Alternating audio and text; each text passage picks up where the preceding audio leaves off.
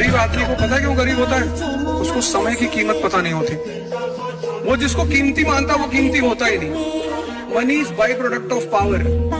पैसा नहीं कमाना है, बड़ी प्यारी चीज। पैसा तो आएगा। लाल बहादुर शास्त्री जी एग्जाम देने गए गार्ड का।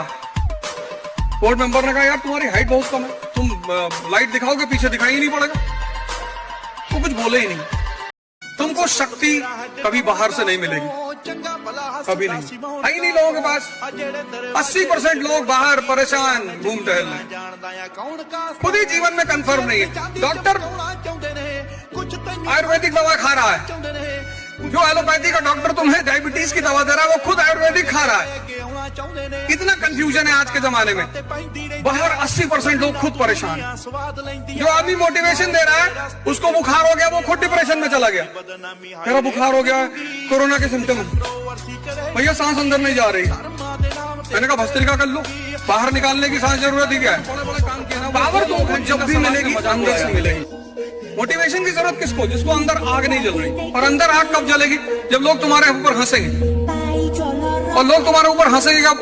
जब तुम बहुत बड़ी बड़ी बातें करोगे, हवाई जहाज खरीदनी। अब तुम चाय पिलाने के लिए किसी और से कह रहे हो कि भैया चाय पिला दो, उसी के चाय पी के उसी से कह रहे हो हवाई जहाज खरीदना है। और जितनी बातें, कुछ लोग तो खैर उनकी कितनी बेइज्जती करो उनको तो फर्क ही नहीं पड़ता। एक ऐसा भी वर्ग है, एक साहब मेरे साथ बैठे थे, उन्होंने पूछा, जब प्लेन टेक ऑफ हुआ तो उन्होंने मुझसे पूछा अमेरिका जा रहा है? डायरेक्ट फ्लाइट, दुबई में लेआउट भी नहीं था, डायरेक्ट। तो उनसे पूछा अमेरिका जा रहा है? मैंने कहा नहीं, गोरखपुर जा रहा है, अभी ऐसे मोड़ेगा। बोले आप वहाँ सॉफ्टवेयर में काम करते हैं? मैंने कहा नहीं, मैं रियल एस्टेट में हूँ, व्हाइट हाउस खरीदने जा रहा हूँ। क्या भाई साहब बदतमीजी कर रहे हैं? उन्होंने कहा मेरे रिलेटिव है, दोस्त है, पड़ोसी है। मैं नहीं, चुपचाप बैठे रहो, फालतू की कोई बात नहीं। फिर बीच में जब प्लेन बहुत टर्बुलेंस में फंस गया तो बेचारा एकदम अनकंफर्टेबल हो गया। हमका मरोगे नहीं, अभी मैं बैठा हूँ हवाई जहाज, अभी मुझे बहुत कुकर्म करना है। तुम्हारी मौत हो सकती है, मेरी नहीं। और जो गिरेगा जहाज तुम्हारे कंधे बैठेंगे। बोले जब से बैठे हो उल्टी सीधी बातें कर रहे हो। अब ये सड़क पे जो बच्चे भीख मांगते हैं, 44 डिग्री टेम्परेचर में सड़क पे घूमते हैं, कुछ नहीं होता। उतने हीट स्ट्रोक में तो खत्म। तो मर्सिडीज से अगर आपने बच्चे को निकाल दिया 44 डिग्री सेल्सियस में, खत्म। बरसातों के कनकाब शिकर होते कबूतरों के ही घर, इसी संदर्भ में लिखी गई। कबीरदास जी ने एक लाइन लिखा, बस एक लाइन। कभी स्कूल नहीं गए, कभी कॉलेज नहीं गए, सिर्फ एक लाइन लिखा, माया छाया एक सी बिरला जाने को। बोले माया जो है इल्यूजन, वो छाया की तरह है, शैडो। बोले माया छाया एक सी, माया जो है वो छाया की तरह है। जैसे हमारी शैडो है वो दिखाई तो पड़ती है पर होती नहीं है। ऐसा दुनिया में माया है, दिखाई तो पड़ती है और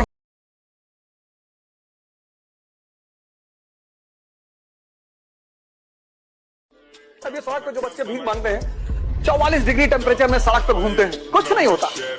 उतने हीट स्ट्रोक में तो खत्म। तो मर्सिडीज से अगर आपने बच्चे को निकाल दिया 44 डिग्री सेल्सियस में, खत्म।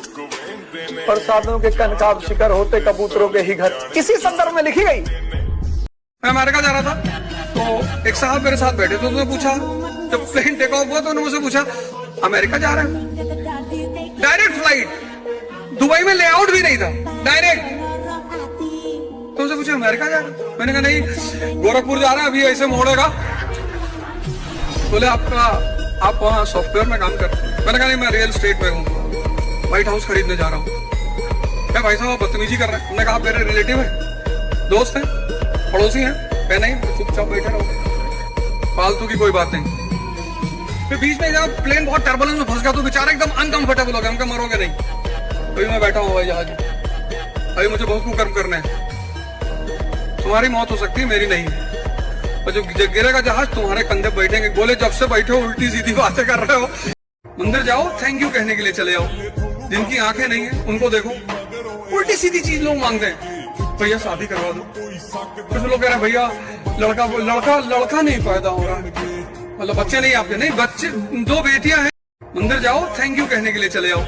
जिनकी आंखें नहीं है उनको देखो, उल्टी सीधी चीज लोग मांगते हैं, भैया शादी करवा दो। कुछ लोग कह रहे हैं भैया लड़का नहीं पैदा हो रहा, मतलब बच्चे नहीं आपके, नहीं बच्चे, 2 बेटियां हैं। तुम सोचते हो कि मैं जो सोचूं वो हो, पर तुम बहुत छोटा सोचते हो। एक भाई साहब मेरी मोहल्ले में रहते हैं, उन्होंने वैगनार पे लिखा रखा था गॉड्स गिफ्ट। बहुत टॉर्चर किया मैंने उनको। मैंने कहा जिसके पास इतनी गैलेक्सीज हैं, हमारी गैलेक्सी में 4 बिलियन स्टार्स हैं, हमारी गैलेक्सी, ऐसी इतनी गैलेक्सीज, बिलियन गैलेक्सीज, उस आदमी से जब तुम कुछ मांग रहे हो बिना मन के नहीं कर सकते। वैगनार पढ़ाई, तुम्हारा मन तुम्हारे साथ होगा। युद्ध, तुम्हारा मन तुम्हारे साथ होगा। प्रेम, तुम्हारा मन तुम्हारे साथ होगा। पूजा, तुम्हारा मन तुम्हारे, ये 4 काम जीवन के जो सबसे अहम है, वो बिना तुम्हारे मन के होगा ही नहीं।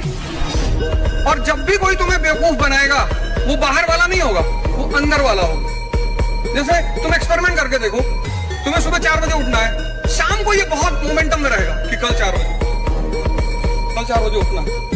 4 बजे का अलार्म लगाएगा, 4 बजे का अलार्म बजेगा तो ये तुमसे पता क्या कहेगा? 5 मिनट और। ये नहीं कहेगा 2 घंटा, 5 मिनट। और अगर तुम 5 मिनट सोए तो नींद खुलेगी सुबह 9 बजे।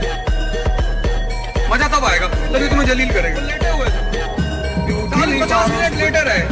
मैं बेटा किताब पढ़ रहा था, जब वो उठे मैंने कहा क्या कर रहे थे? बोले ध्यान कर रहे थे। मैंने कहा हरामखोरी कर रहे थे तुम, 1 घंटे से लेटे हो। करो नहीं भैया, ध्यान कर रहे थे।